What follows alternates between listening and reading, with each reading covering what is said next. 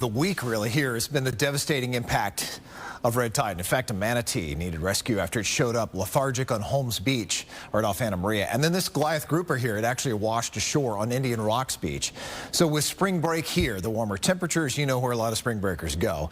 Many people are packing to head to the beaches, but you're likely going to feel the impacts from these algae blooms if you do head out there. Fox 15's Justin Matthews tonight is live at Gandy Beach in St. Pete tonight. Hi there, Justin. Now you're at Gandy Beach. We don't have a lot of red tide up in the bay yet, do we?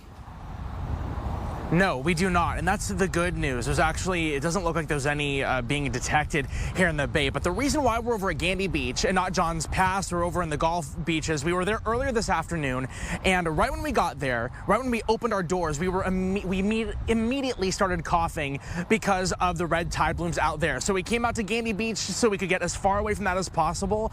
But yeah, the story today at the beach was it was a tough day if you were on the shore.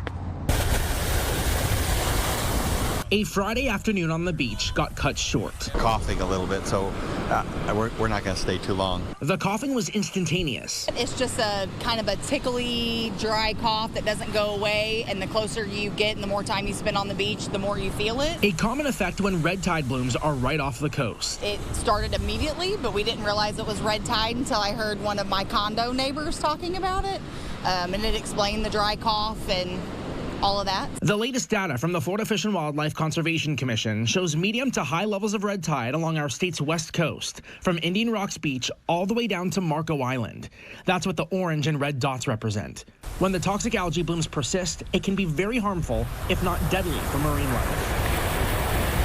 I've seen a few dead fish. I tried to do a little fishing, haven't been able to get anything, so I've come out here before and caught fish, and so it's affecting the fishing too. Red tide is naturally occurring, but conservationists say we don't usually see red tide blooms of this magnitude this time of year. Well, it is especially alarming when you have a red tide event that transitions from one calendar year into the next calendar year. We would normally expect these red tides to dissipate towards the end of a calendar year, late into the fall, into the winter. JP Brooker is the Florida Conservation Director for Ocean Conservancy in St. Pete, who says infrastructure improvements and a reduction in the uses of fertilizers will help prevent toxic algae blooms from impacting our greatest resource. Yeah, and weather also comes into play with that. Offshore winds will help push those toxic algae blooms away so they won't impact people on shore.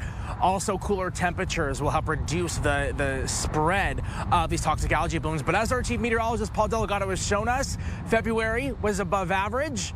And it looks like March is going to be that way too, Mark. So it looks like just not a good recipe for getting rid of toxic algae with these high temperatures. The weather is nice, but doesn't help with these blooms. No, for sure. And the beach sounds like it's not the best place to be. I did hear from a couple of my fishing captain buddies, if you are looking for a charter, they say in the bay, the fish are red hot right now, which is good news, and there's no red tide there. So maybe that's an alternative for some of those who don't want to go to the beaches.